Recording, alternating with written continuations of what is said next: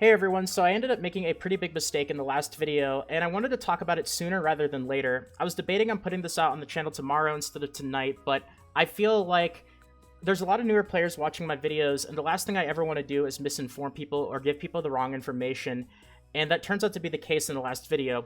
The way that I enchanted my weapon was not the optimal way or the best way to enchant your weapon.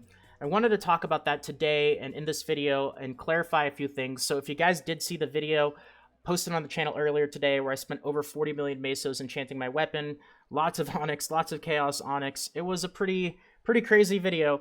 The way that I enchanted my weapon was not the best way to do it. So let's talk a little bit about enchantment charges and why I messed up. Okay, so let's go to enchant items. Let's go to enchant, and let's just use my weapon as an example. So we got a plus 13 Merpagoth Warrior Staff, and the success chance to enchant it is going to be 10%. Now, in order for me to enchant it, I'm going to need all of these resources. I'm going to need onyx, chaos, onyx, crystal fragments, and of course, I need 3 copies of the weapon to use as a sacrifice in order to enchant it as well. Well, it turns out you can use more than 3 copies of the actual weapon, and that will boost your success chance. That's what I ended up doing in the video earlier today, is I used more than the minimum number of weapons to enchant, and it's because when I took a look at it in the video, it seemed like the way to go. Because the success chance is 10% when you use 3 weapons.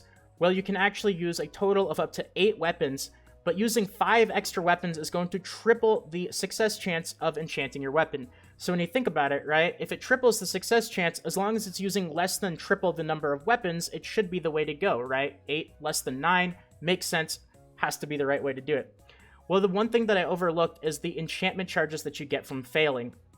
And the reason why using more copies of your weapon to increase the success chance is actually worse than using the minimum number of weapons is because when you end up failing, you get enchantment charges. And enchantment charges are going to increase the success chance when you decide to use them. Now, you can use them at any level on the weapon that you have. They are based per weapon, so you can't end up transferring them from one weapon to the other. But these are going to come in really handy as you get your weapon to a later level. And it turns out that the amount of enchantment charges that you get from failing your weapon is going to be a greater bonus than the extra success chance that you get by using extra copies. Now, the math behind it gets a little bit tricky and a little bit complicated, so I don't want to go into too much of the details in this video, but if you want to enchant your weapon and have the highest possibility of getting to as high of a level as you possibly can, saving up these enchantment charges is going to be really important. I'm not going to tell you when to use them. Of course, the most optimal level to use them is at plus 14, but not everybody might get to a plus 14 weapon, so you can use them. I'll let you guys decide on that, but still, you definitely want to be building these up.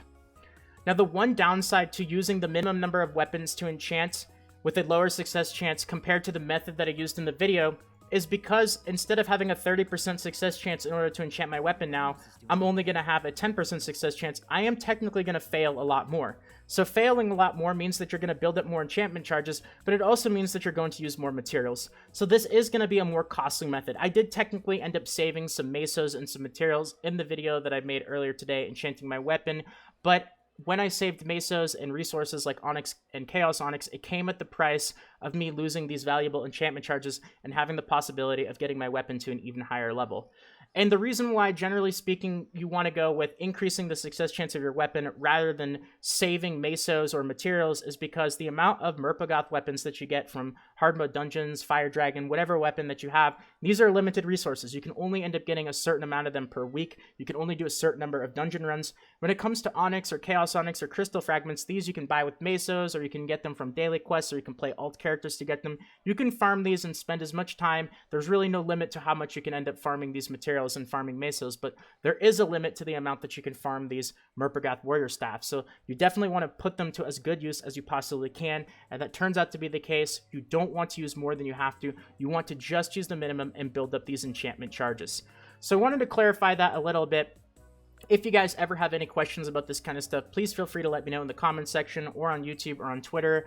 I feel bad, I really do. The absolute last thing I ever want to do is misinform people, so I felt like it was the right thing to put this video out there, even though it does mean a second video on the channel in a single day, which I normally don't end up doing.